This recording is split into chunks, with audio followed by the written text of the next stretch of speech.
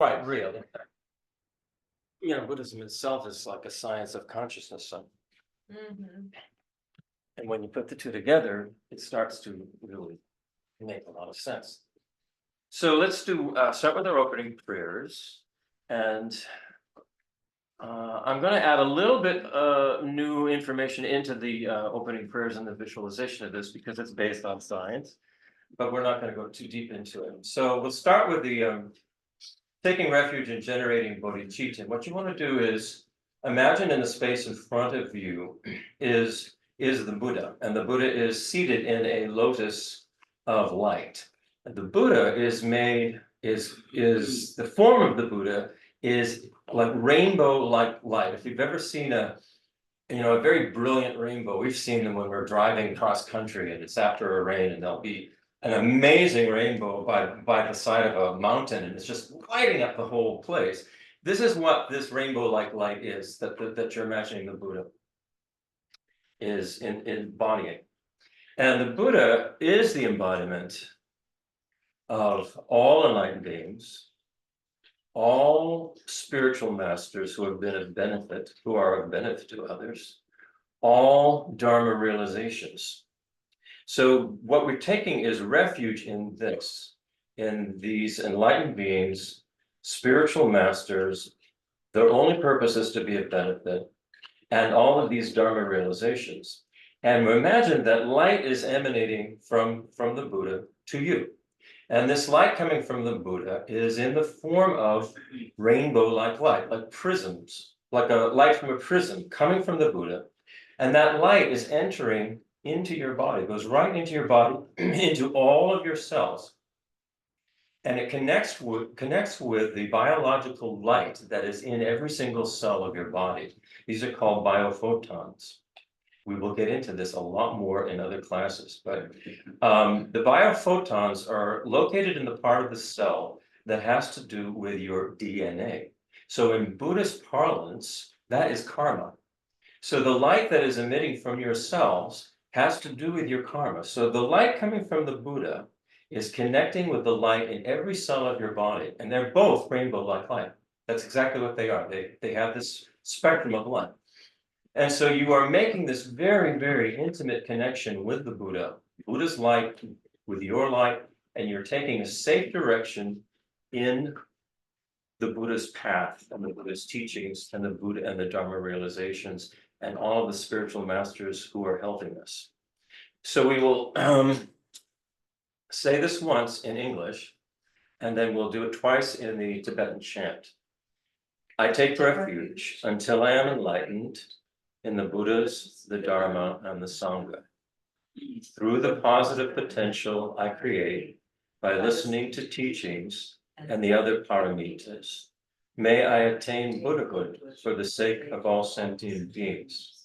Now, as we chant this in Tibetan, really, really imagine that this light is entering into you and connecting with the light in all of your cells.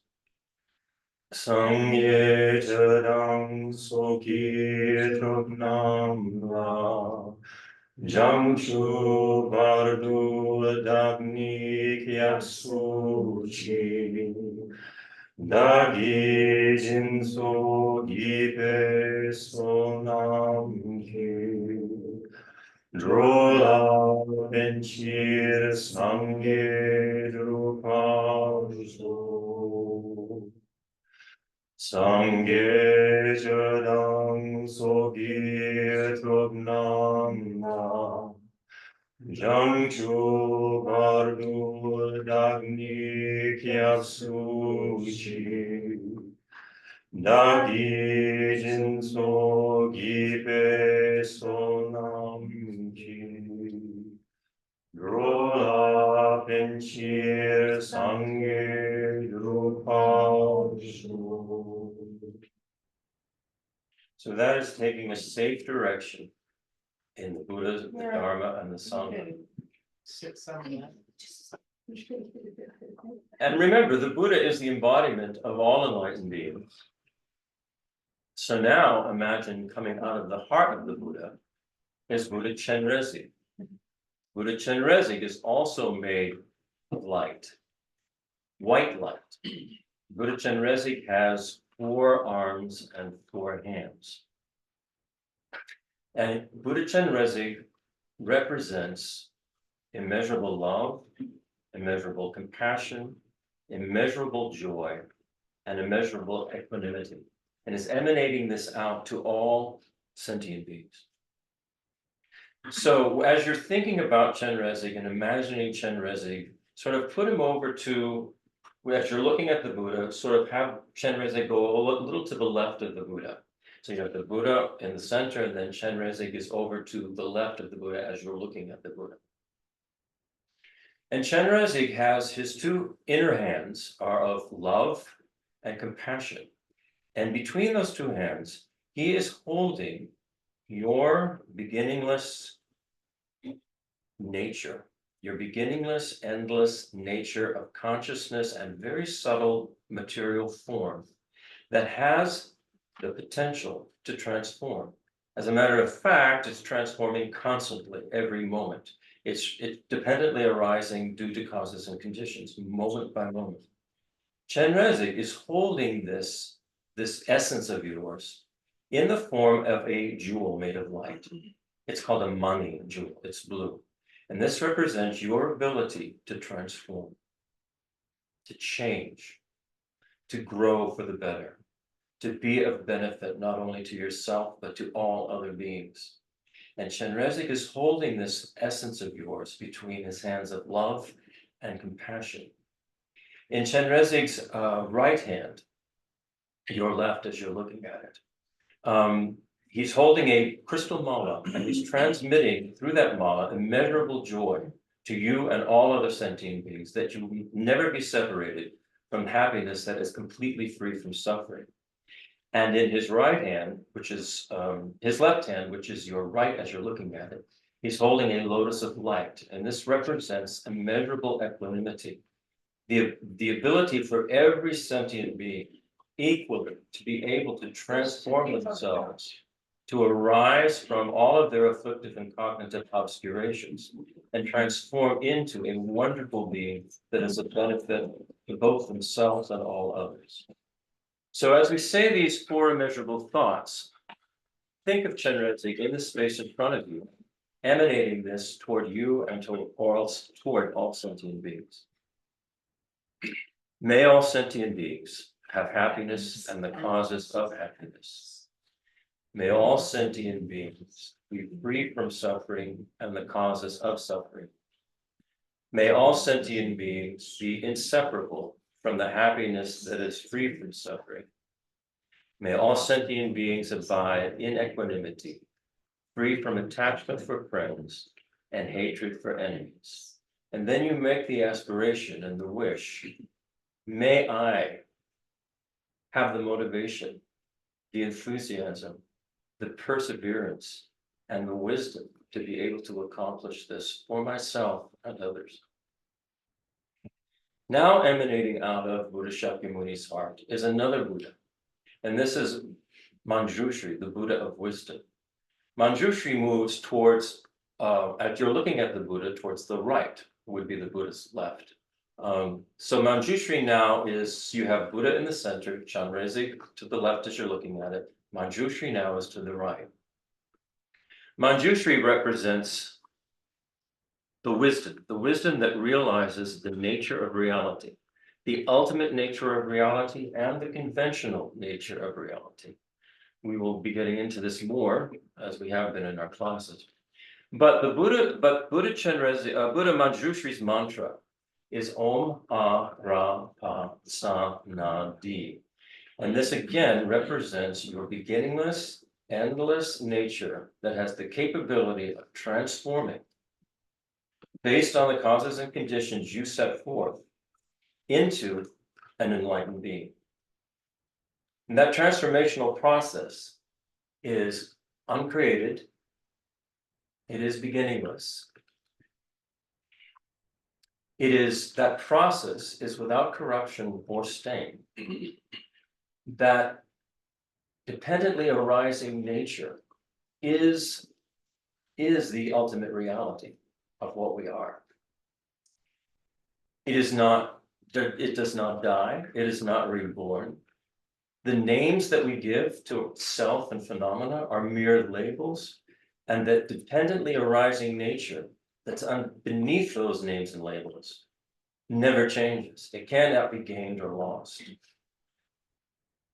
And then the way to make this transformation so that it is beneficial for yourself and for all beings is to awaken within us our Buddha nature, to awaken within us our wisdom.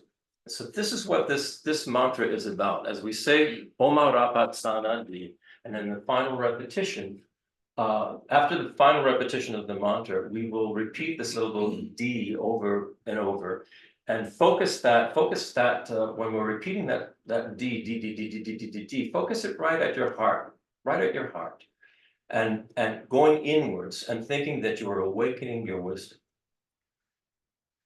Om Arapasanadi, Om Arapasanadi, Om Arapasanadi, Om Arapasanadi, Om Arapasanadi, Om Arapasanadi.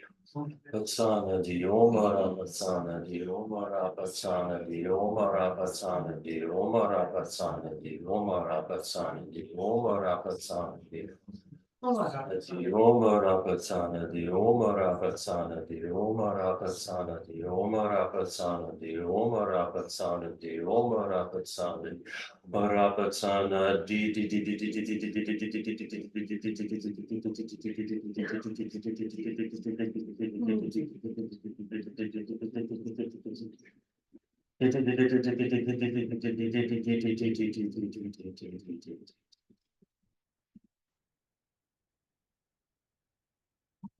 So now, with those three figures in front of us, imagine coming out of the heart of Shakyamuni Buddha, all the Buddhas, all the Bodhisattvas, all the spiritual masters who have been of benefit to you in your life and who are of benefit to countless beings throughout the centuries.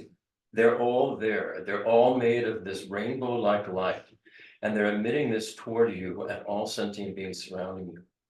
And we will say this seven-limb prayer, which is an outline of a seven-limb practice, which is a very important practice, one of the first practices we should be doing as Buddhists. And imagine these beings in the space in front of you as we say these lines. Reverently, I prostrate with my body, speech, and mind, and present clouds of every type of offering, actual and mentally transformed. I declare all my negative actions accumulated since beginningless time, and rejoice in the merits of all holy and ordinary beings. Please remain until samsara ends, and turn the wheel of Dharma for sentient beings. I dedicate the merit created by myself and others to the great enlightenment. And finally, we make a mandala offering. And what we want to imagine here is that in our hands, we are holding all consciousnesses that exist within the universe. And we are imagining that all of these consciousnesses have attained perfect happiness, perfect wisdom, and the entire system of the universe is working in a very wholesome state of interdependence. So as we hold all of these consciousnesses in our hands with this idea, we recite the mandala offering, or chant mandala offering. Saripati Jokshime Ramri Raglingji Nide Padi Sangye Zikin Vite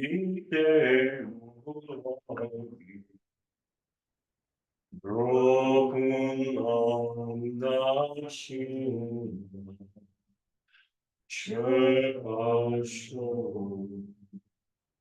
then make this mandala as an offering into the hearts of all the enlightened beings before us, as we say, Idam Guru Ratna Mandala Karma.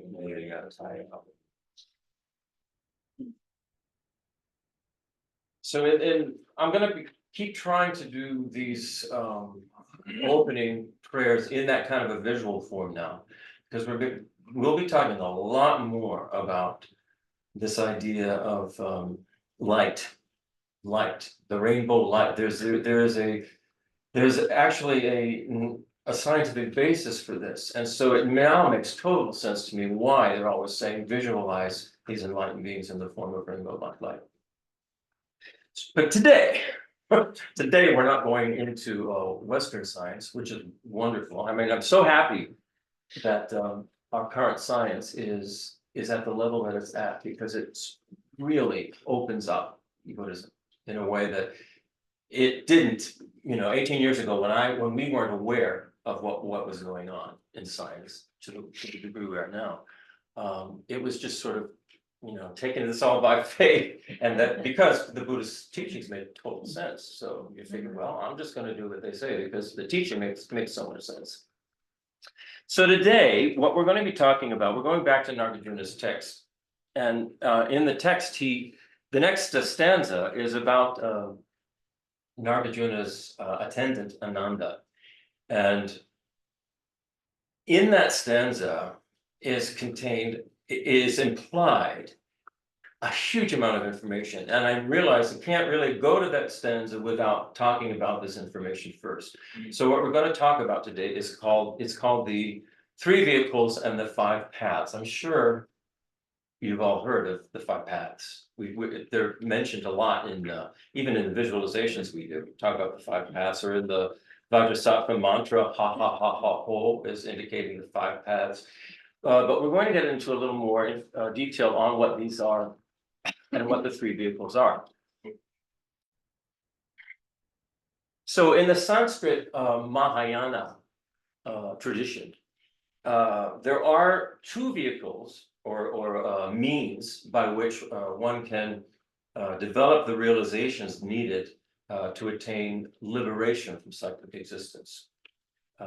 Cyclic existence being kind of you might say, a psychophysical trap that we're kind of in due to our ego self-grasping, which will not let go of the idea of things existing independently, having independent self-existence, inherent existence. This creates this cyclic existence that we're going in over and over and over again. So there are two vehicles that the Mahayana system talks about that can get you out of cyclic existence. And those are the Hira vehicle and the Pratyeka. Hira vehicle is called Shravaka in Sanskrit, and the solitary realizer is called Pratyeka Buddha in Sanskrit. Then there's another vehicle which not only enables you to free yourself from cyclic existence, but then go all the way to attaining enlightenment for the benefit of all other sentient beings to whom we are connected, interdependently connected. And that is the Bodhisattva vehicle, which we are all pretty familiar with because we've done a lot of talk and study about that. The last text we did was all about the Bodhisattva path, Shantideva's Bodhicharya Vatara. So now we're going to talk about these particular three vehicles in a more broad way.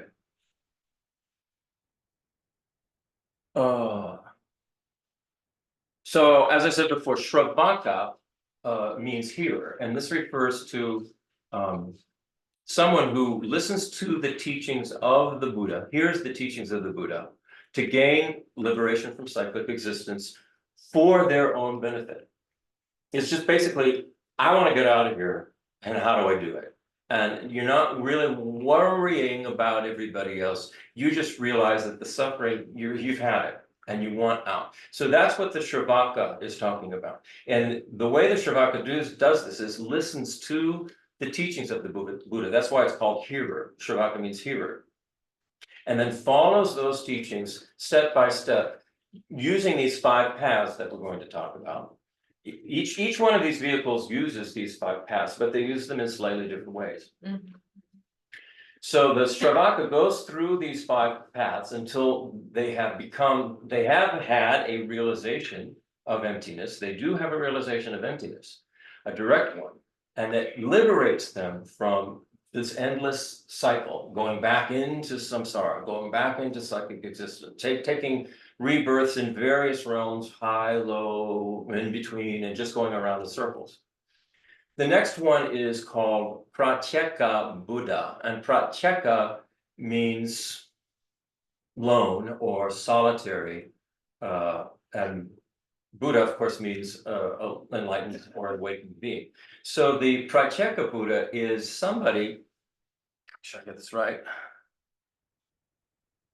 Yeah, someone who attains liberation from cyclic existence entirely through their own kind of devotional meditation. And this devotional meditation, they're kind of born with it because they have been practicing this for previous lifetimes over and over and over again. They want out, and they have been practicing this on their own, coming to their own conclusions about this. They're not listening to the teachings of the Buddha. They're not doing that. They're kind of coming to this idea on their own.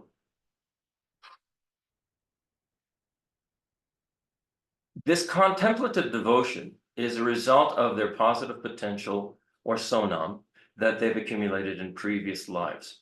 Unlike a fully enlightened Buddha, a Pratyeka Buddha does not teach the Dharma to others because they have neither cultivated bodhicitta or great compassion. That's not part of the path they've been following, just as they are on their own trying to get out. So that's the Shravaka, that's the Pratyeka Buddha. And their main goal is liberation from cyclic existence, and not the full enlightenment of Buddha. So the Bodhisattva path, Bodhisattva means, Bodhi, as we've talked about, means waking up, awakened. When we're talking di, that's Bodhi. When we're talking the Buddha, that is awakened, expression of awakened being. Bodhi is the wisdom of an awakened being, but the Bodh is awakening. So a Bodhisattva is an awakening being. Sattva means being. So that is the path that we have all been talking about, that we were all aspiring to, or committing to, or we're on it, the Bodhisattva path. So a Bodhisattva path, someone who is motivated by great compassion, has generated bodhicitta, which is the aspiration and engaged commitment to attain full enlightenment or awakening for the benefit of all living sentient beings. And you can be on the Bodhisattva path and not have had a spontaneous generation of bodhicitta, or a realization even of bodhicitta, or even anything other than kind of a slight aspiration to bodhicitta, but you like the idea. And it requires a lot of course, we know from this, it requires a lot of training and understanding and study and logic to finally get to the point where you go, this makes total sense to me. Now that I understand everything is interconnected, it is interdependent, what else would you want to do? To me, it's been a logical thing. And then that logic kind of opens up your heart.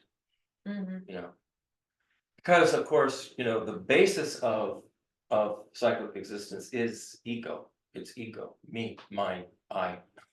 And so all of us have this, all of us. And not just humans, every ant, wasp, bee, dog, puppy, cat, they all have it.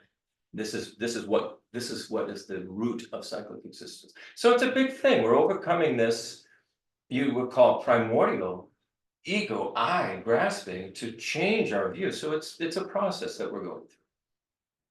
So each of these vehicles, the Shravaka, the solid, the hearer, I'll use the English terms. The hearer, the solitary realizer, or the Pratyeka Buddha, and then the Bodhisattva, they each follow these 5 paths to reach their goal. So the first, here are the 5 paths. The path of accumulation, that's one. The second is the path of preparation. two. I'm just enumerating them. We'll go into detail. The third is the path of seeing. The fourth is the path of meditation. And the fifth is called the path of no more learning. That means you've arrived at what you wanted to do. That's the fifth path. So we're going to talk about now, beginning with the path of accumulation. And what we do on the path of accumulation, a practitioner gains a clear understanding, very clear understanding of the Dharma, what the Buddhist teachings are saying. No confusion about it, very clear.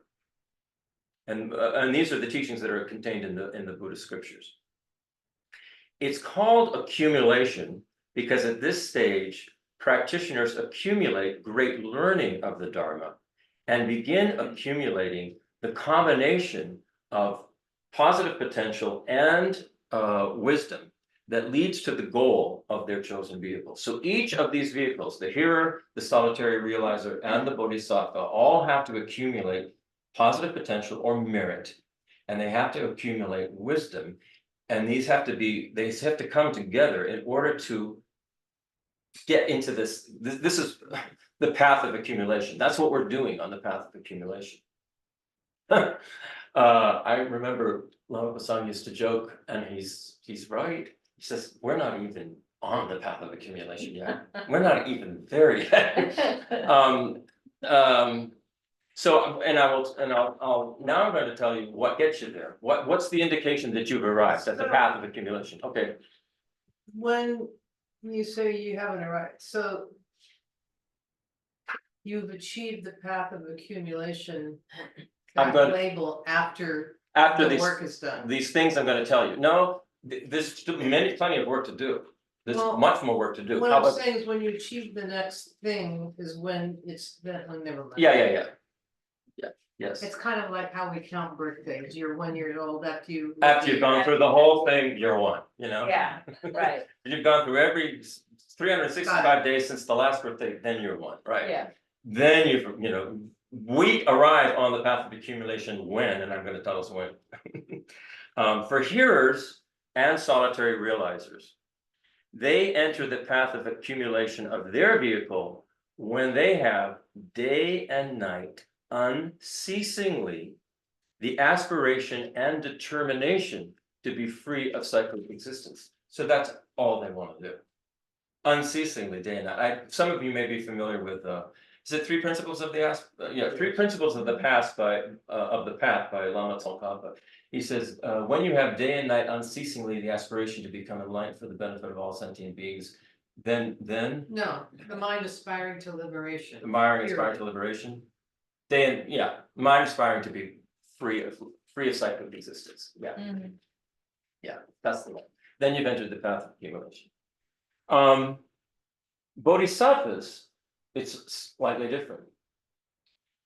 And this is for each one of us to decide or assess whether this has occurred for us. For bodhisattvas, enter their path of accumulation when they have a genuine, spontaneous realization of bodhicitta combined with the determination day and night unceasingly to be free of cyclic existence. So this is why Lama Tsong laughed and said, none of us have even done this yet. We're still coming to, our first birthday. Right. We're still on the way. But that's good to know. That's good to know. Well, you don't know that. You don't know everybody's mind here in this. That's what Lama Pasang was saying. Yes, Yeah. okay, And perhaps he did know everybody's mind. I'm just saying, you gotta cut us all a little. Let's cut it. Yeah, I mean, for all we know, we've had spontaneous realizations of bodhicitta and don't know it, right? Right. I don't know. But for sure, I can say day and night unceasingly. That's not going in my mind all the time. I got to be out of samsara. There are plenty of things that still grab my attention, that attract me. Right.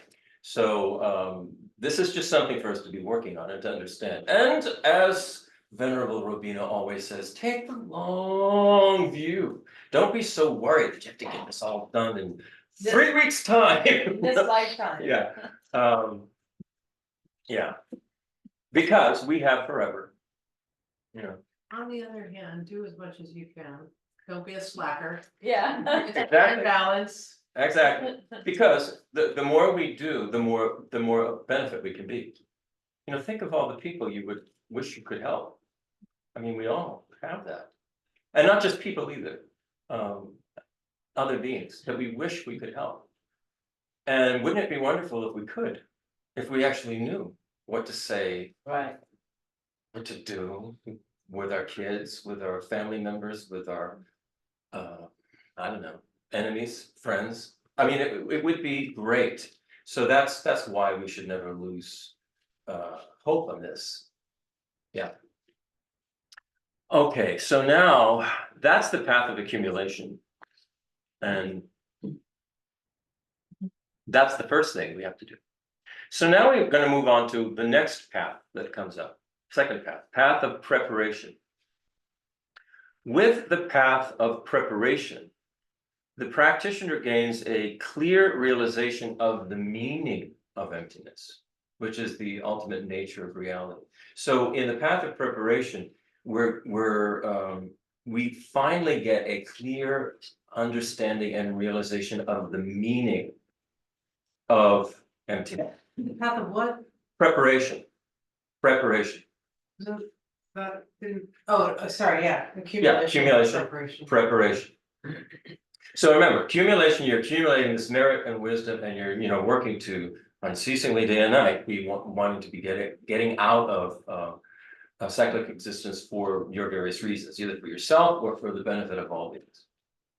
So the path of preparation, we're gaining a very, very clear understanding of what emptiness is, what it means, the ultimate nature of reality, what it is.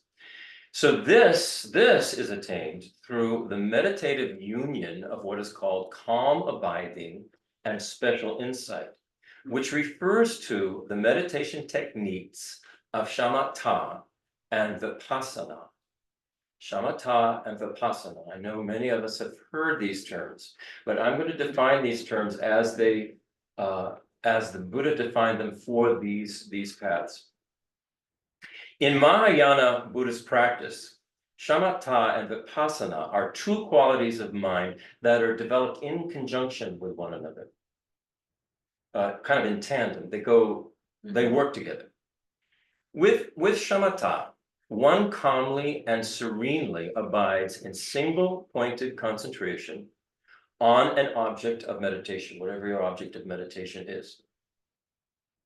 In the path of preparation, this object of meditation is emptiness.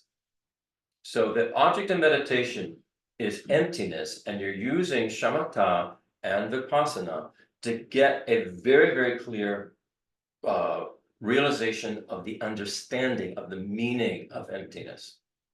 So shamatha is this calm, tranquil abiding, single-pointed concentration, very, very calm.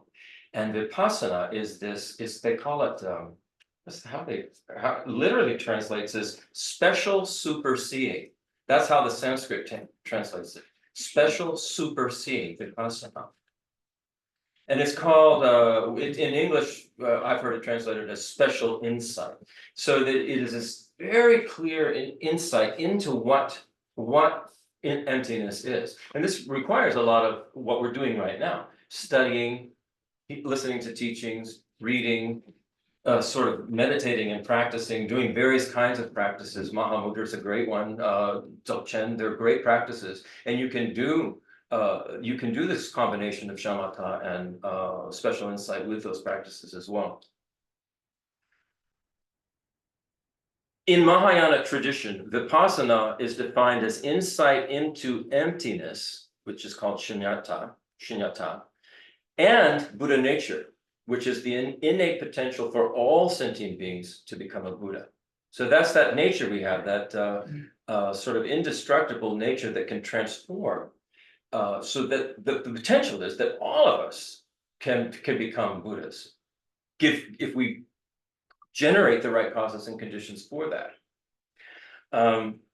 The special superseeing or special insight of this form of the vipassana is different from the mindfulness practices associated with some other forms of Vipassana. Many people in the West, they're and this is fine. They go to Vipassana retreats, and what it's about is just mindfulness. Your mindfulness of your breath, your mindfulness of your thoughts, your mindfulness of the environment you're in, the words you're speaking. This is all really good. That's good. But this is talking about a particular thing here, this union of shamatha and vipassana. So I'm going to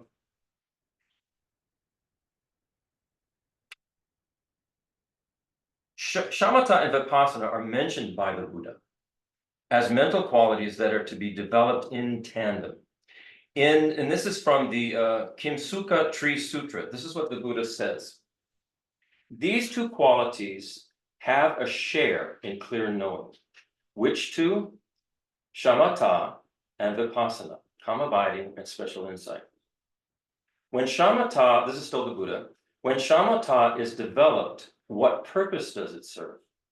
The mind is developed, or the consciousness is developed. And when the mind is developed, what purpose does it serve?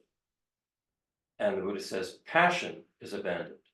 So what we're talking about when he's saying passion, we're talking about it's a one-word term for these afflictive emotions that we have. This would be anger, jealousy, desire, very strong attachment, depression, nihilism. I mean, all this. There's a whole array of afflictive emotions that come under this passion that he's talking about. So what he's saying is,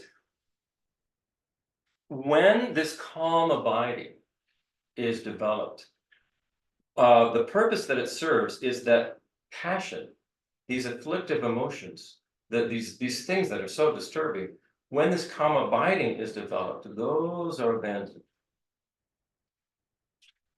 So then the Buddha goes on. He says, when vipassana or special insight is developed, what purpose does it serve? Discernment is developed.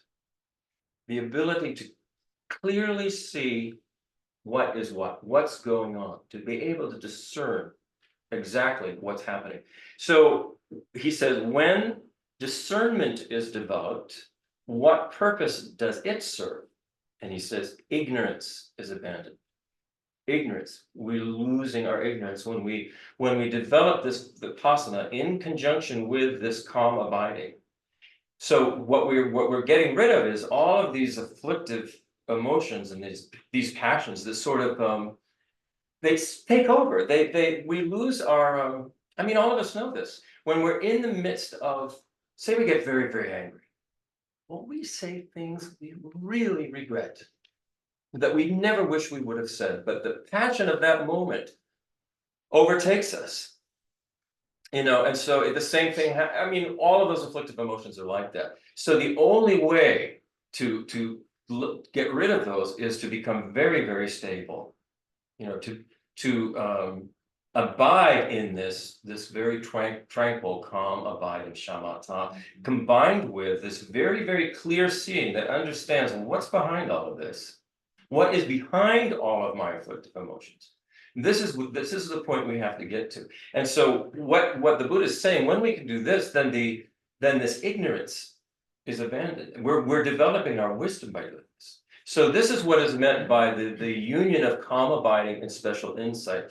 And this is done on the path of preparation, but we can do it now. We can practice all of these things. Like when you first appear at Carnegie Hall playing the piano, you will have practiced since you were a child. And that was the path of whatever, Carnegie Hall.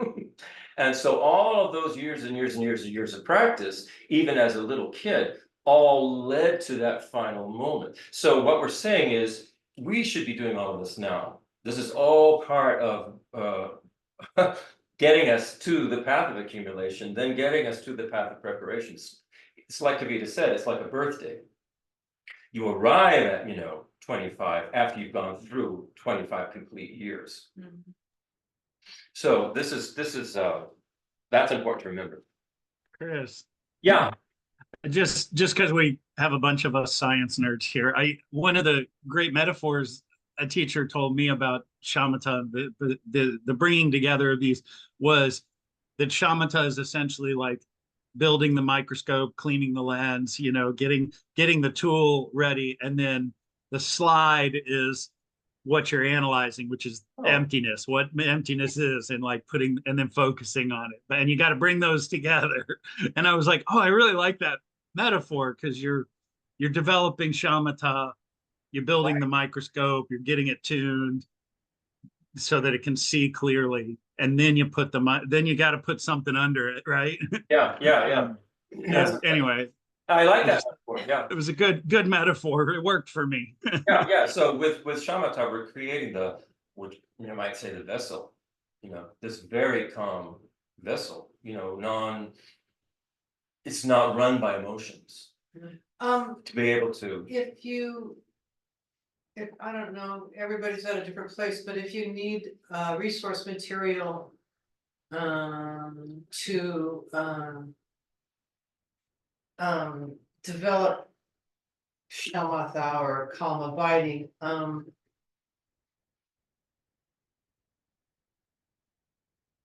there's a really extensive online course. I forget the website. oh, well, we'll find it and then put it But in. also, we have there's two small thin books. One's Genlam Rinpa and one is actually S. Rinpoche, wrote many years ago. Both of them are out of publication, but I think we have one of each of those. But also, I just wanted to say that we had a 30-day get up at 6 a.m. and practice calm abiding for shamatha. That's what it is. That's what.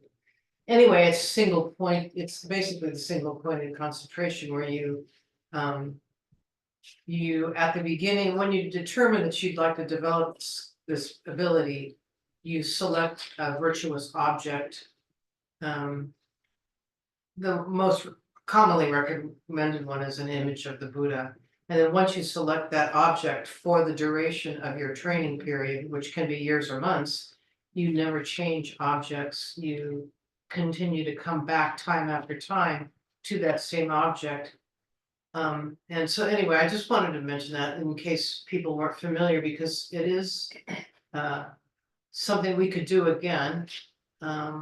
I've continued myself, and I'll say just like every day I feel like, oh, I have to do that. Oh, I have to do that. I mean, it's a very subtle thing because you're trying to use your mind. I mean, it seems so silly, but who is controlling what your mind is focusing on but you? And yet we tend to give our mind free rein if this is some wild horse, when in fact it's us. I mean, we need to kind of grow up, and I'd just say, if you have been practicing and you do feel like, oh, my mind's going all over the place, at some point, it's like a parent with the child. You just have to go, mind, this is what we're doing. All right, man, this is what we're You can't doing just now. let the kid run around forever.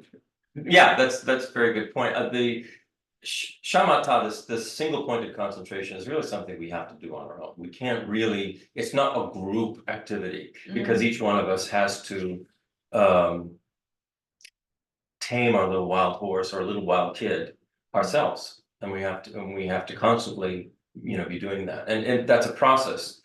In some of these, I will just say something else. I assume this is just a given. When I spoke with Geshe Nima about continuing this practice, he said, when you get up in the morning to do whatever your prayers and practices are, the shamatha it's most effective because it requires the most subtle state of mind. He said, do that very first. Take refuge, do your prostrations or whatever. Then take some time, however much time you want to dedicate to developing single pointed concentration or shamatha or calm abiding. Those are all terms used. Yeah, and So if you're using in your morning meditation, you say, like we did this right before class, if you're visualizing, say, the Buddha in front of you, then use the Buddha. Mhm. You know, it's a very virtuous object to use.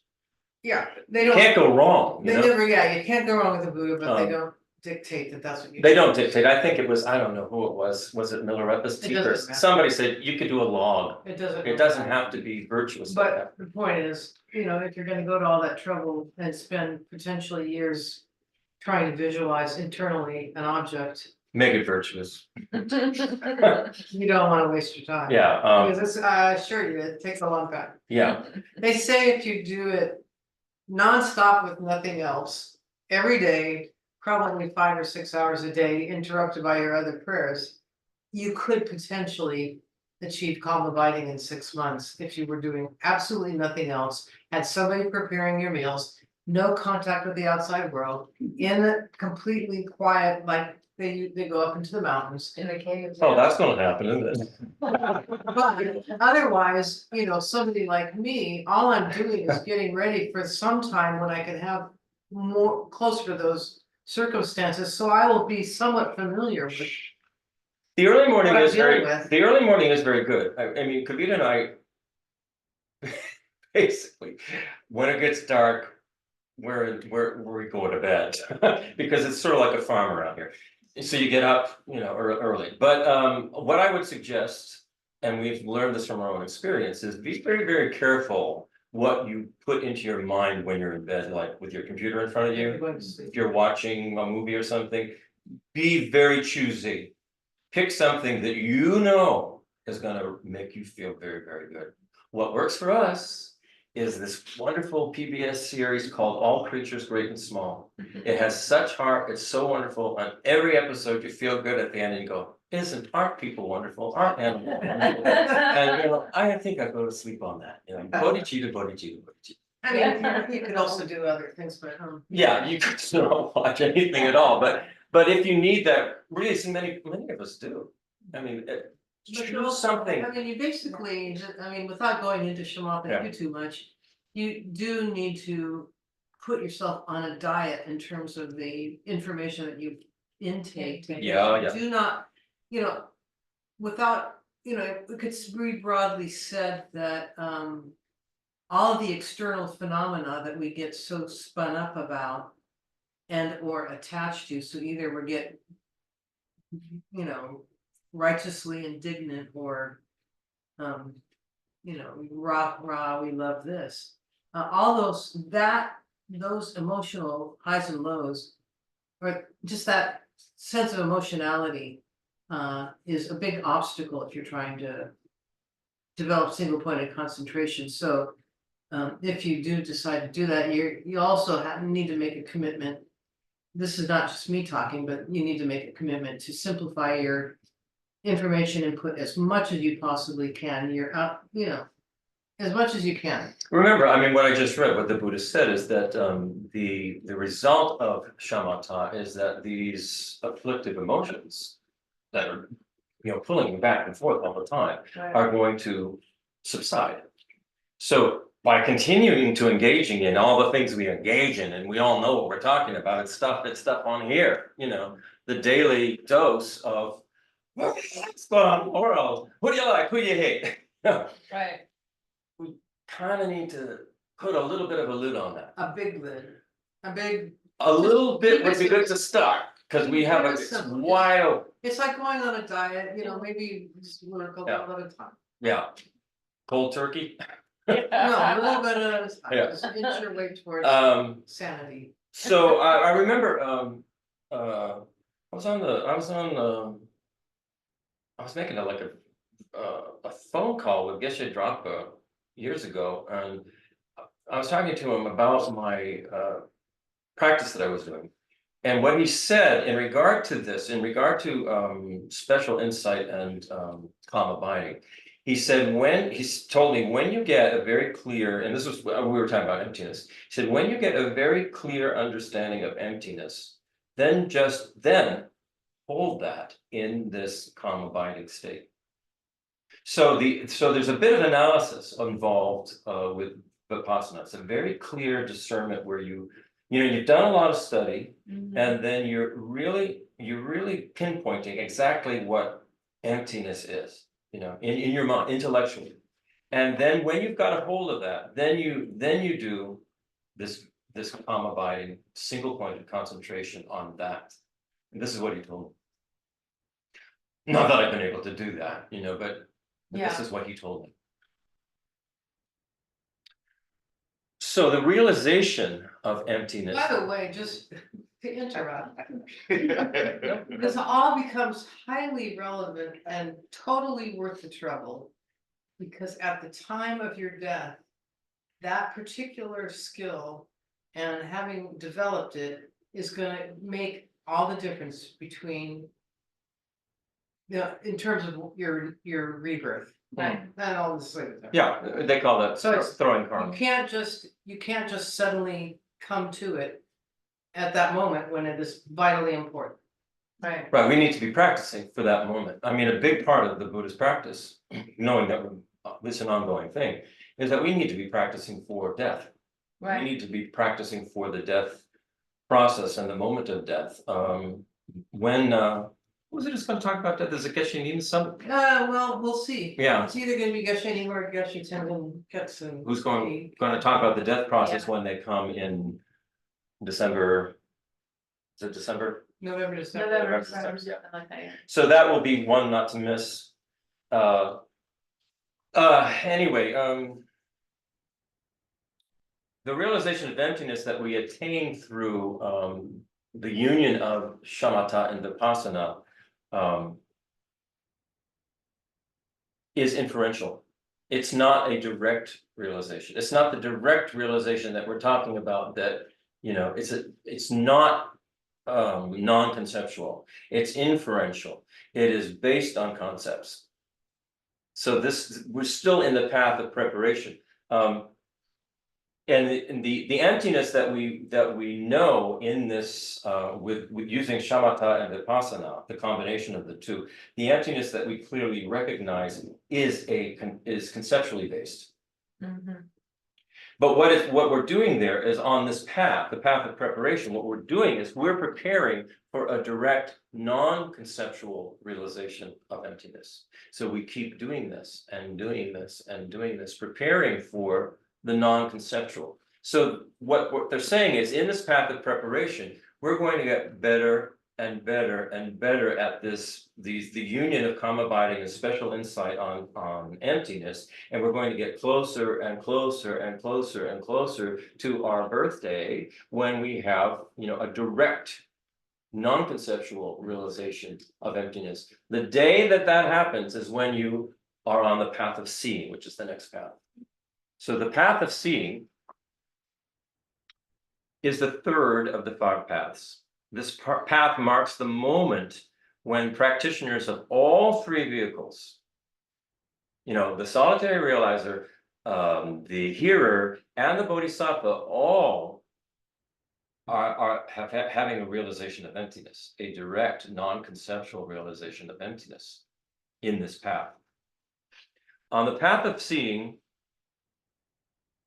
all 3 vehicles first have a direct non-conceptual realization of reality itself, emptiness. This also marks the point at which one becomes an Arya, a noble being. When the 4 noble truths, these are truths for noble beings who have had a direct realization, non-conceptual realization of emptiness. So when that day comes, when you have that direct realization, non-conceptual, you become what is called an Arya being, a noble being. That's just the label for somebody who's had I shouldn't say just the label, it's the label for someone who has had this direct non-conceptual realization of emptiness, be it a hearer, a solitary realizer, or a bodhisattva. You're not a Buddha yet. Okay. On the path of seeing, those following the hearer and solitary realizer vehicles achieve direct insight into the 4 noble truths. Something, we haven't done, obviously, because we're not on the path of seeing. They realize the selflessness of persons. They realize that there is no I. There is no independently existing I or me that exists somehow on its own. That's just a label. They realize that. And they attain, the heroes in the solitary realizers attain what is called stream enterer. They attain the state of a stream enterer, which means someone who has realized that the Eightfold Path is a stream that leads to nirvana. Nirvana being cessation of cyclic existence, cessation of the suffering caused by cyclic existence. When we're thinking suffering and cyclic existence, they go together. That's what it's about. That's where the suffering is coming from. The suffering is coming from this ego, I, grasping, seeing things as everything is existing the way it appears to me, and I need it because I don't have it. I need it, you know. So when we realize this, when we have a direct realization of this, for the hearer and solitary realizer, they become stream enterers. They have a they understand that that is a stream that's going to lead to cessation, the cessation. And so that's what stream enterer is talking about. Cessation of suffering. And cessation is what nirvana is. Nirvana means cessation. Nirvana is not a. Nirvana is not a place. location. Samsara actually is not a place. Samsara is talking about this cyclic existence that we keep going through and through. It's a and a consciousness always has an appearance. We'll get into this more when we talk about the science of biological light that we have. But according to Buddhism, our consciousness is always inextricably linked with this very, very, very, very subtle form of matter, which is light. It's light energy. So, you know, all of these appearances, like we talked the last time with Claudia that we had was great, where she was describing how each being, It's not differently. you know, depending on their species, they have a very different view or appearance of what's going on. Well, this is what samsara is all about. This is what the realms the Buddha is talking about. There still is consciousness. There still is this very subtle light energy, because according to science now, everything gives us off this energy. Any kind of plants have it, animals have it, anything that's living has it. Any biological entity has this light that they emanate from every single cell they have. So well, Buddhism talks about this. It says this is what goes with us at the time of death, our consciousness and this light, this very, very subtle matter. And like I said, in the cell where this light is emitting is connected to the DNA that's in each cell. DNA in Buddhist terms is karma. It's the causes and conditions that generate who you are, you know, what your experience is, kind of body you have, you know, all of this kind of stuff. So it's to me, it's very, very logical. It's confirming what the Buddha has been saying, and we will talk more about it. But moving on. So a stream enterer no longer has the view of a personal identity or I that grasps a real self which exists in relation to the five aggregates. Their doubt in the Buddha, Dharma, and Sangha being reliable sources of refuge vanishes due to having a direct experience of the Dharma taught by the Buddha, and they no longer cling to rules or to the idea that correct performance of ceremonies has any special power in and of itself to bring liberation. So in other words, you're released from all these kind of constraints that we have, that we think, I must do it this way, I must have it this way, I must say the proper prayers the right way, and get the altar set up in the right way, and take the right thing. When you have this realization, you go, no. That's not what actually matters. What matters is the actual realization of what it is you're doing, what's behind it, the logic. You know, but this is why I feel science can help us enormously, because it will give us the kind of thing that we need, you know, under our butt to go, oh yeah, science is backing this up. We kind of need that right now. It helps a lot. Our conventional. Yeah, it, Framework. yeah, Yeah. it helps us, it helps In our us, and that's why I'm, bringing it in, holding it into what we're saying. Those who follow the Bodhisattva vehicle on the path of seeing achieve direct insight into the Four Noble Truths as well. They realize both the selflessness of persons and the selflessness of phenomena. And we'll talk a little more about that. They realize the true nature of all phenomena. They attain the first Bodhisattva ground, what they're called bhumis, grounds. And that's called, the name of it, the label is joyous ground. And they have started on the path of the 10 Bodhisattva grounds, or 10 bhumis, which lead to Buddhahood. So you see the difference here is that the Bodhisattva, who has from the beginning generated this aspiration to attain enlightenment for the benefit of all beings with whom we are interconnected with, then because of that aspiration, when they enter the path of seeing, they start going through this process of bhumis to get all the way to enlightenment. And not only do they have the direct realization of the selflessness of the person, but they have the selflessness of phenomena as well. So when we hear the 5 paths of the 10 grounds, the 10 grounds are. The 10 grounds are Bodhisattva. exclusively Bodhisattva. Yeah. Yeah. Because the hearers and solitary Understood. realizers. They're already in the stream. Yes. Sort of Nirvana. just restating the Yeah. obvious, but. All right, then the next path is the path of meditation. So once the path of seeing has occurred,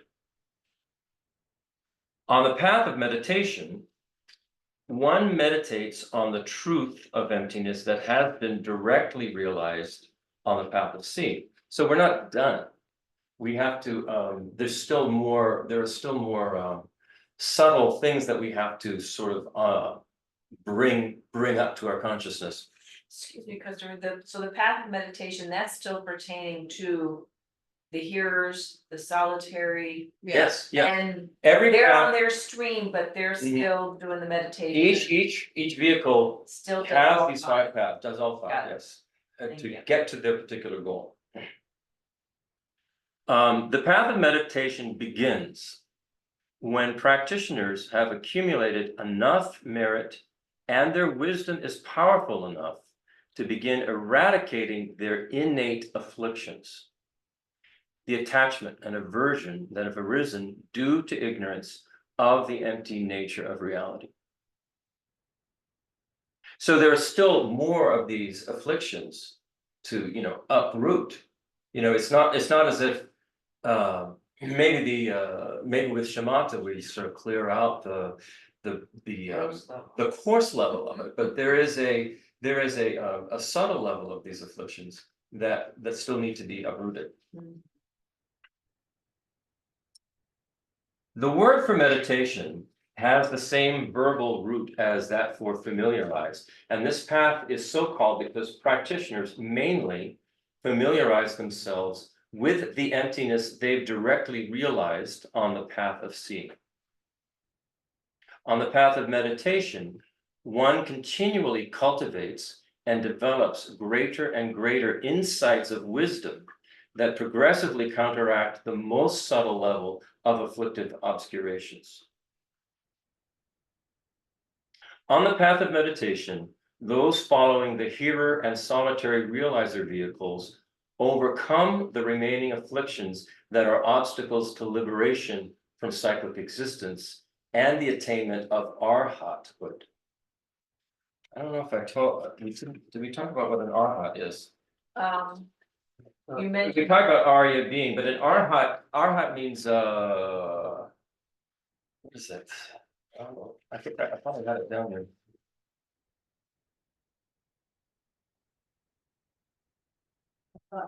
It also was had. Yeah, arhat. The Sanskrit word arhat means one who is deserving, and it refers to someone who has overcome all their afflictions, such as anxiety, fear, jealousy, anger, desire, depression, and so on. When these afflictions, in Sanskrit, these afflictions are called kleshas. Maybe some of you have heard this term, klesha. When these afflictions or kleshas have been completely subdued, One is no longer bound by craving. In this way, an arhat is freed from cyclic existence and not subject to rebirth. So on the path of meditation, what the Arya beings, the bodhisattvas, the hearers, and the solitary realizers are all Arya beings at this point. But when they're on the path of meditation, the solitary realizers and hearers are overcoming these subtle afflictions to get to the state of arhat, of an arhat. That's what they want to be. An arhat is somebody who's out of cyclic existence. Those who follow the bodhisattva vehicle in the path of meditation complete the 2nd to the 10th bodhisattva grounds or bhumis to attain Buddhahood. So the bodhisattva is working on all these levels, going up to higher and higher levels of realization. So just having a direct realization of emptiness does not get you to the final, the final goal of your particular vehicle. There is more work to do. There's this whole path of meditation where you're sort of uprooting the more subtle afflictions. And for the bodhisattva, it also has to do with cognitive obscurations, not just afflictive, but cognitive obscurations. Mr. Kirk, Yeah, Chris, when you become an arhat, yeah. which is the goal of the first two, Uh-huh. can you change your mind? Yes. I mean, well, Yes, you can change your- Remember, we are constantly It changing. sounds like you're on this You path, stop. I wanna do this. Right.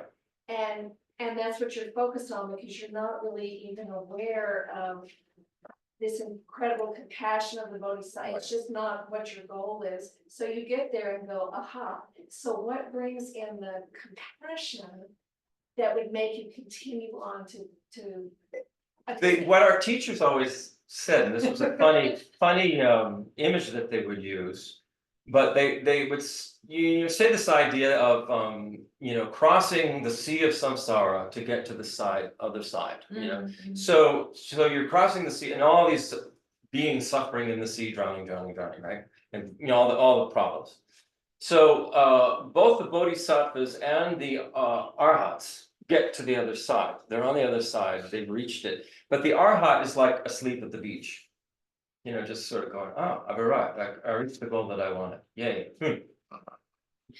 While in the meantime, all these people are out in the ocean still going, help me, help me, help me. And the bodhisattva who made the aspiration to be a benefit, the whole purpose was to be a benefit. They said, all right, I have more work to do. I have to actually become enlightened so I can get out there and, help these people and throw them life preservers and all this stuff.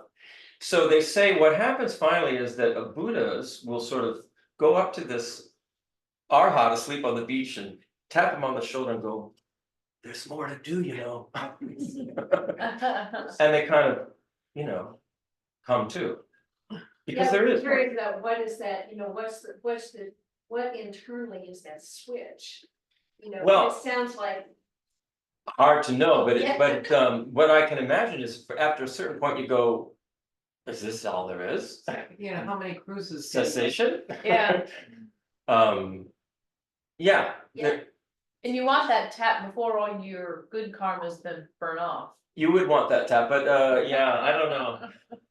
I'm not sure that the good karma burns off because you actually have had the direct realization of emptiness, Well, but that's true, maybe, yeah. what they do say is when that occurs and the arhat realizes, whoa, there's more work to do, it's almost as if they have to go all the way back to the beginning Yes. and insert bodhicitta into every step. So they say it's much more, what's the word be? What would the word be? It's much more economic to start out as a bodhisattva. Right, you only do the path once, you don't have to do it twice. No need to do it twice. No need to somebody say, you missed a big part of this. Yeah, you had Yeah. the intention to be a benefit to all sentient beings from the Yeah. beginning. Yeah. Yeah. Brian, you were gonna say Yeah, something, please. Dales. A while back. oh, I was just gonna say, is it your understanding as well that when one becomes a stream enterer, that has a direct non-conceptual perception of emptiness, your enlightenment, there's no going back. You will not go back. That's part of it's a one-way ticket past that. Like, and part of that has to do with the experience of that non-conceptual perception of emptiness erases the doubt that we struggle with so much now, so that it's inevitable that you will then continue on. Yes, Yeah. yes, Okay. really well said. It erases the doubt.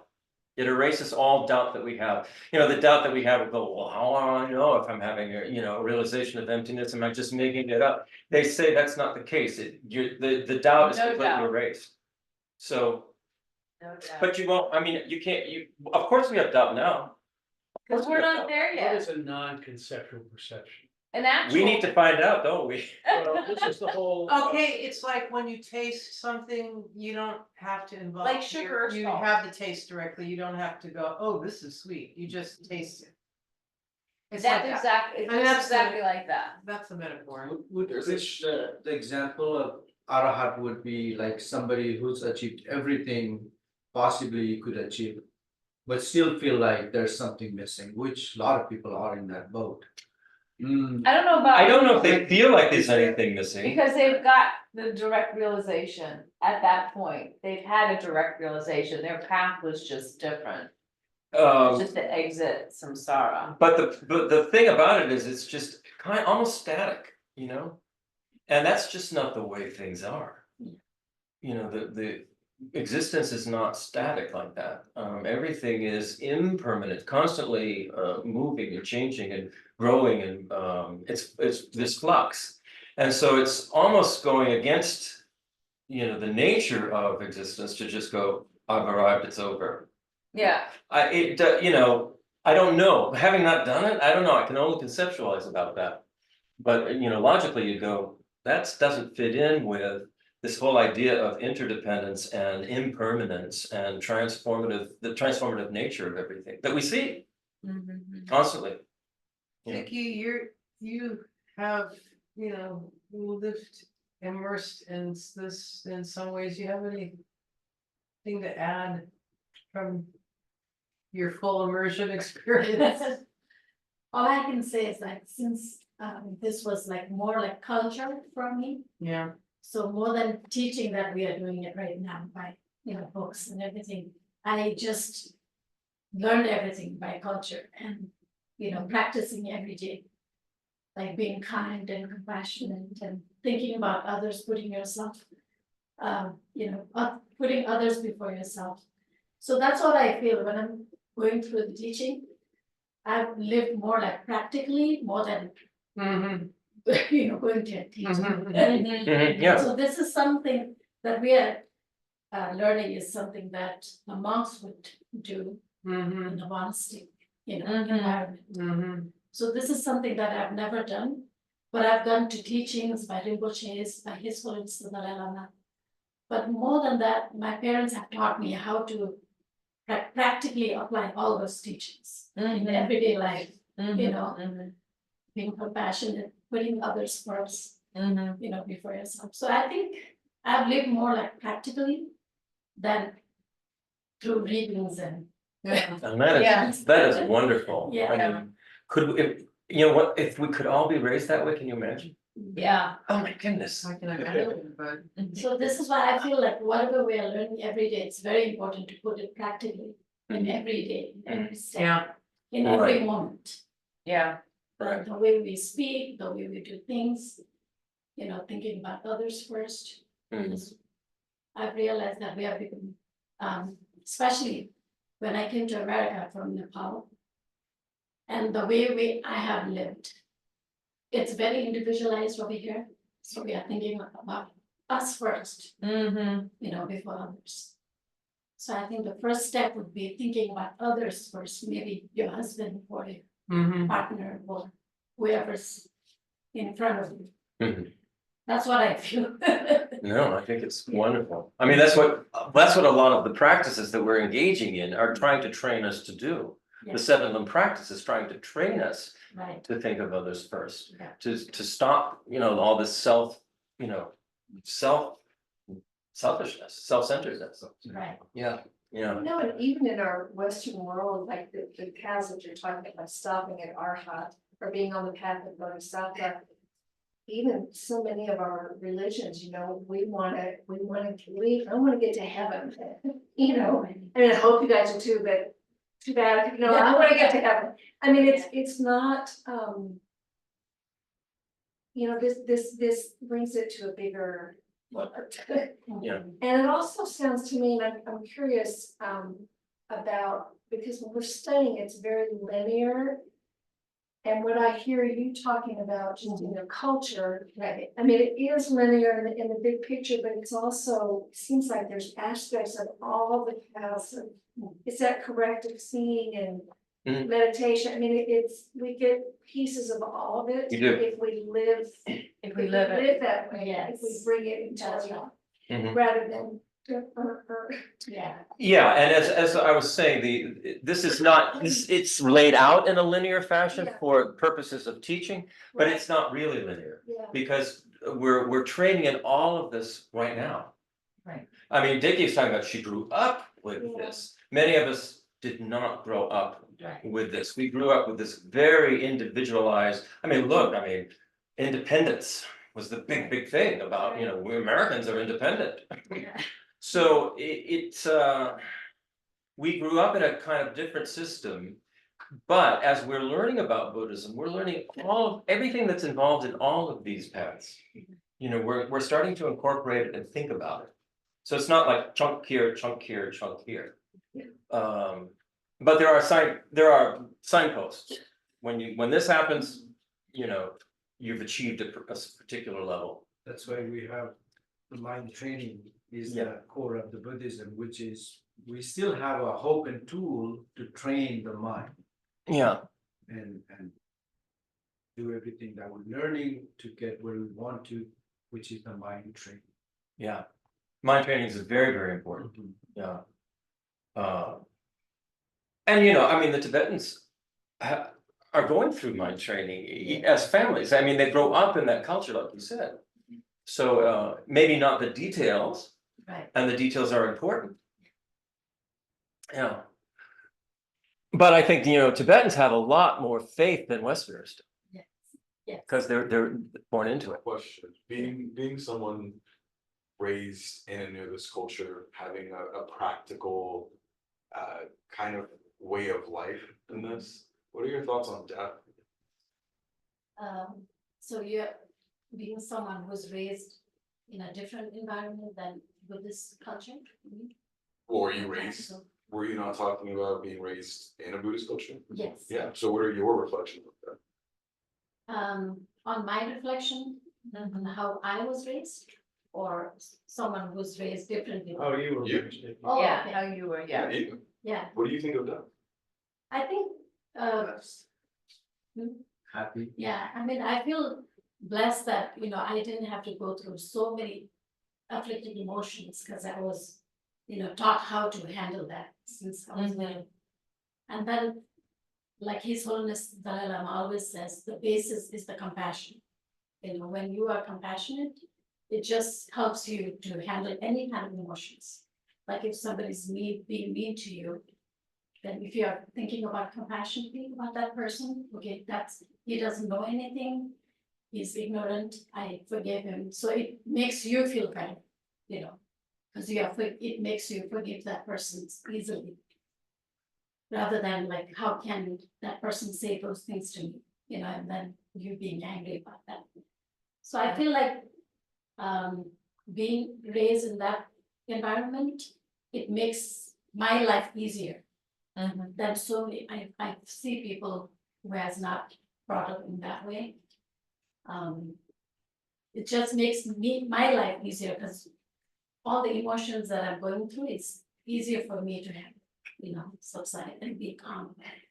So you were probably raised with the concept that death isn't finite. It's not the end, it's really That's just the right. beginning, and so you don't fear it, Yeah. you embrace it, you're excited about it because it's another Yes. step in the journey. Yes, even Yeah. though you're gonna die, you're gonna come back again. Right, You know, the other day too, Kitty kittens showed up in my backyard. So Mm, they were really skinny and, nobody fed them. So we were like, should we feed them or not? Maybe they will get, And then we started feeding them because that's what we are supposed to do. I mean, they're hungry, Mm. all we can do is we can feed them. I mean, and now they have become our kittens because they have started coming. of course. And to add that, being around her just causes positivity, so I think it's a chain reaction, so. Whoever she works with, everybody appreciates her, I as a husband really appreciate it, kids appreciate. So basically, that's what, to answer your, more than her explaining, we feel it. So her surroundings become positive. That's how I feel as a husband. That's wonderful. I mean, that's how I feel, and she teaches us every day because she's naturally that. Hmm. And all the coworkers appreciate, so that's I think ultimately what you want happening, Yeah. That's, and if everybody does that in their own pockets, it would be better word, I think. Sure. We're struggling, the fact that we're trying to better, not knowing where we are with the negativities around, It's hard, it's struggle to be there without somebody like her around. So I wish everybody would have somebody like that energy. I think, I Maybe feel you that should start a that's business, how I- rent Dickie for a day. I was thinking the same, can you rent her out? Kids appreciate it, kids appreciate, and that's her Yeah. surroundings is Yeah. good, so that's And good. can you imagine being raised instead of like, you gotta stand up for yourself, to, Embrace the community. accept the defeat as that one, Yeah. teaching says. Yeah. Accept the defeat and let the victory go to the other. They're. Well, for those of us, Ultimately, this is the funny part, and I know you must live with this. We seem to want always in the Western, or at least how I was raised, I'll just leave it there. Is like, but there's this line, Yeah. they did this. Right, how dare Like, they? yeah, and then that is causing suffering to yourself. Oh, yeah. Right, exactly, they're exactly. The thing about all of these afflictive emotions, the anger, the jealousy, the hatred, the depression, these are poisonous to us. Right. Exactly. They are internal poison. And the sooner we realize that, the quicker we'll want to stop. Like, say, if we went out on safari and, tigers were trying to attack and eat us, we wouldn't go, how dare they? And we go, it is in the nature of tigers to want to eat, And we and here I we am. run up a tree. So with our fellow humans, I mean, this is, the metaphor Yeah. is, you get the point, is like, there's certain, we are what we are. Anyway, I'll let you get back. to Yeah, it. I want to get through. All right, so now we go into the final path, the path of no more learning. The path of no more learning for each vehicle is the highest goal of that vehicle. So when you've hit the path of no more learning, you're there, you've arrived. For hearers and solitary realizers, Shravakas and Pratyeka Buddhas, this path indicates the eradication of all of their afflictive obscurations, not just their afflictive emotions and things like that, but the things that are obscuring obscuring the eradication of those afflictive emotions. It's like, what do they say? It's like imprints or seeds. Yeah. Yeah. Garlic smell in a bowl, even after you've cleaned the bowl, The wood it's bowl, still there. The essence. So this is the eradication of all those afflictive obscurations, and the person has attained arhatship. For bodhisattvas, this path indicates the eradication of both the afflictive and cognitive obscurations, and the person has attained the full awakening of Buddhahood for the benefit of all beings. So now I'm going to talk about the afflictive obscurations and the cognitive obscurations. Afflictive obscurations mainly hinder the attainment of liberation from cyclic existence. They include all of the afflictive emotions, all of the kleshas, and their seeds or the imprints that they have on our consciousness. And those are the potentials that produce another moment of the affliction. Which is why this practice that we do of the 7 limb practice, where we're purifying our karma. What we're doing is a very conscious process of removing these seeds, these imprints, and replacing them with very positive imprints. And you need to do it regularly, because over time, regularly, you will change. No doubt it's going to change, because you're telling yourself, I'm not doing this anymore, I'm doing this. And this thing is beneficial. So you're changing those seeds, those imprints, those potentials that you have. For bodhisattvas, this path indicates the eradication of both the afflictive and cognitive obscurations. So the root cause of the afflictive obscurations is grasping at the self of the person, grasping at I, grasping at me. Oh, how dare they do that to me? You know, as if that me. This is why when we're have extreme moments of anger, extreme moments of joy, that me or that I seems very real to us. But it's simply an idea. There is no me apart from the aggregates. There is no, and some other systems will say, oh, there's some soul, there's some higher being somewhere who's looking over the whole thing. Buddhism says, no. If that were the case, they would have changed this long ago. You know, you're not going through all this pain and suffering because it's good for you. It's, you know, or what we're learning from pain and suffering is that we don't want it. That's what we're learning. You know, not because a higher self says, oh, you need to do this because there's learning to do and it's a wonderful thing. That's not the way Buddhism puts it. Buddhism says suffering is so, and it is due to this grasping at this I or me that is merely a label. So we have to get to the root of what's behind the label. So the root cause of the afflictive obscurations is that grasping at the I or the me. The antidote to the afflictive obscurations is the realization of the selflessness of the person, the lack of an inherently existing I or me.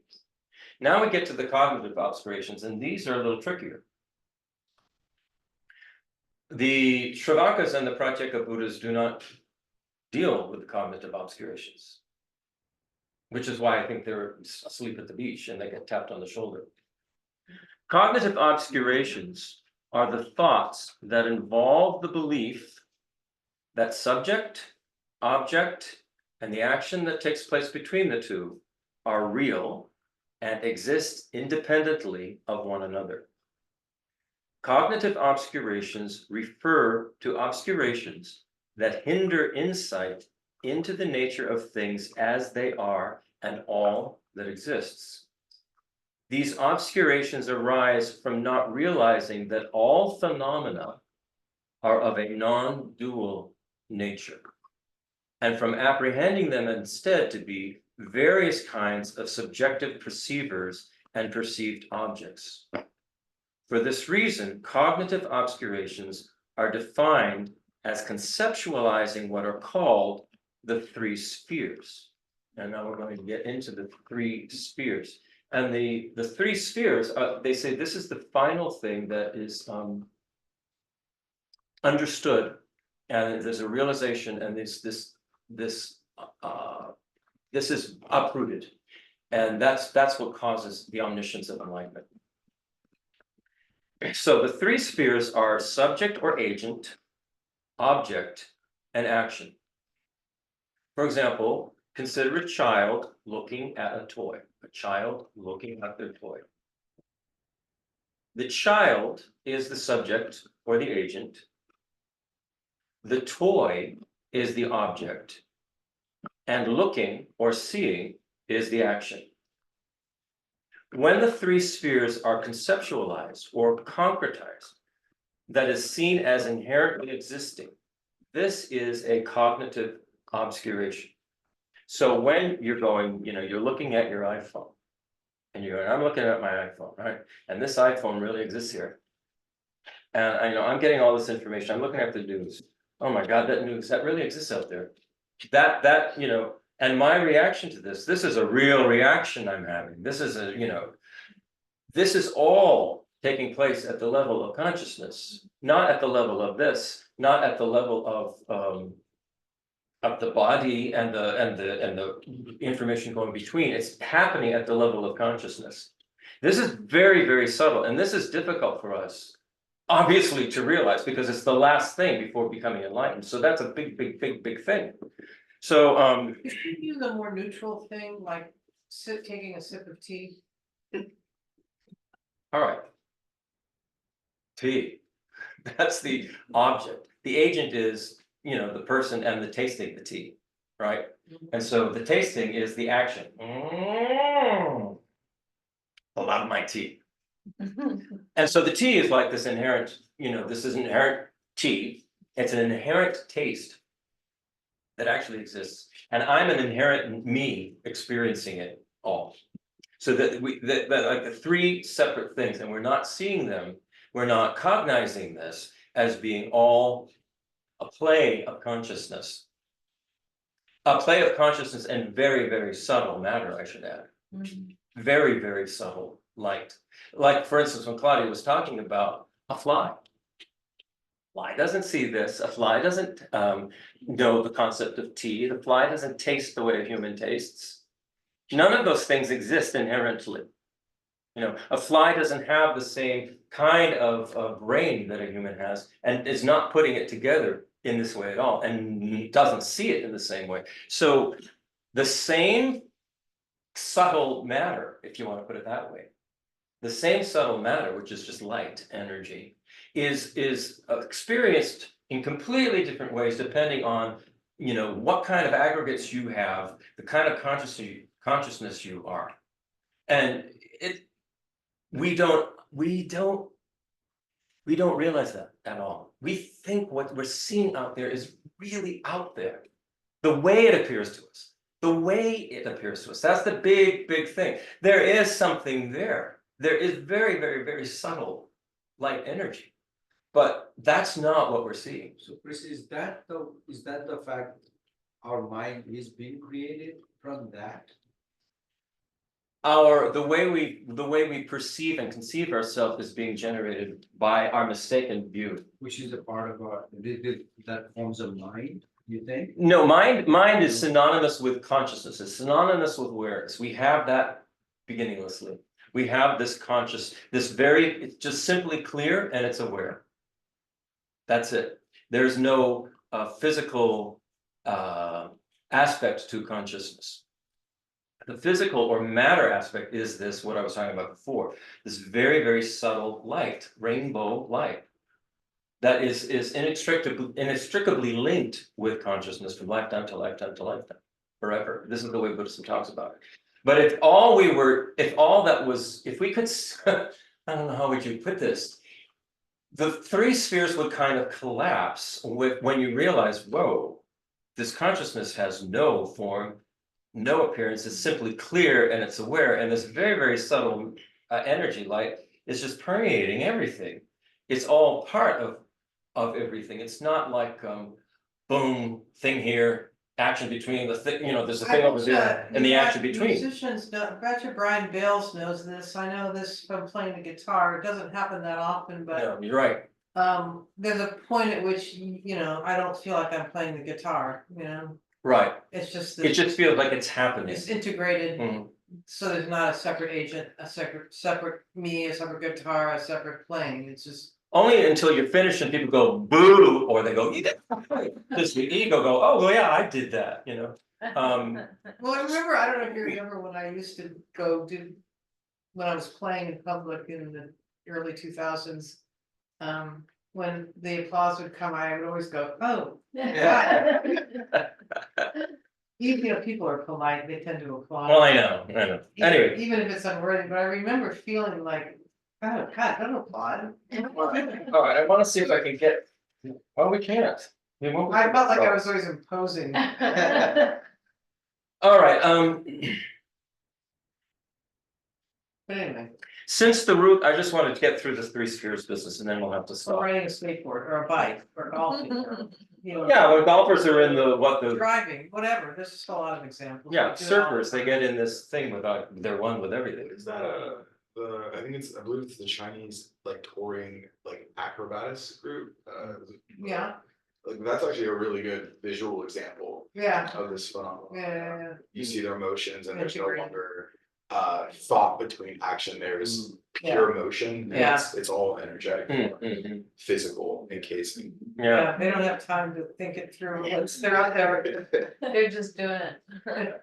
okay, let's take it through the three spheres and then we'll do our closing prayers. Since the root of conceptualizing the three spheres is the belief in an inherent identity in phenomena. So we're talking about our aggregates, and then we think there's an inherent identity in all phenomena that are out there that we can see, hear, smell, taste, touch.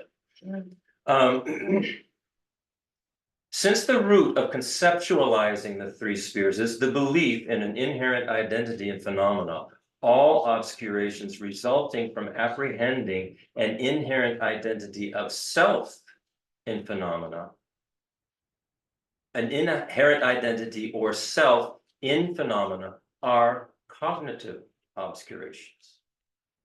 It's a cognitive obscuration to think this is a cup. This cup has a self. It has its color, it has its logo, it has its everything. Same with everything. This is eliminated by insight into the emptiness or selflessness of phenomena. This is different than the selflessness of person. And if you recall, when we talked about this, last time we talked about this, the way cyclic existence arises is that first there is a grasping at a self of phenomena, and out of that self of phenomena, then this I arises. And so the way it occurs is a sequential kind of thing. The self of phenomena, you know, this all stuff is real. And then from that, and then we go, well, these aggregates are real, therefore I arises. I arises. When they say you're having a realization of these things, the first thing you do, because it's much easier to do, is have a realization of the selflessness of the person, the I. And to realize the I basically is just an idea that's arising out of all of my aggregates, right? Which is just another idea. So they say the tougher thing is the selflessness of phenomena.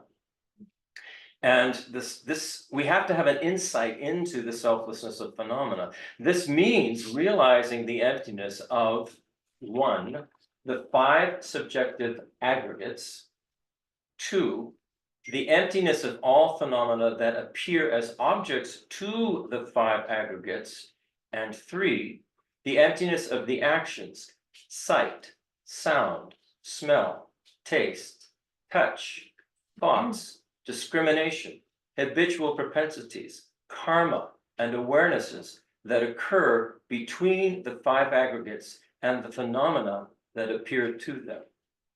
I mean, this is really huge.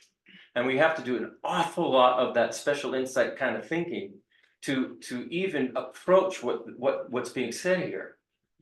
Cognitive obscurations are more subtle than afflictive obscurations, and they're more difficult to remove.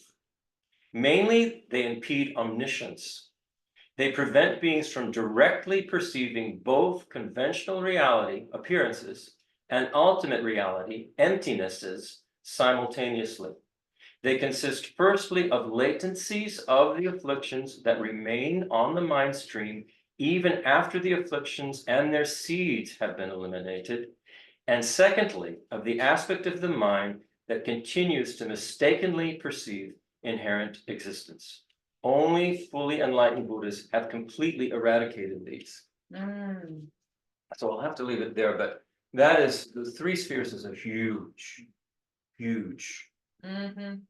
deep topic, and it requires an awful lot of thinking. But remember, this selflessness of phenomena, and it's not just the physical body. It's all of the feelings, the emotions, the senses, the consciousnesses. The consciousness is empty of inherent existence.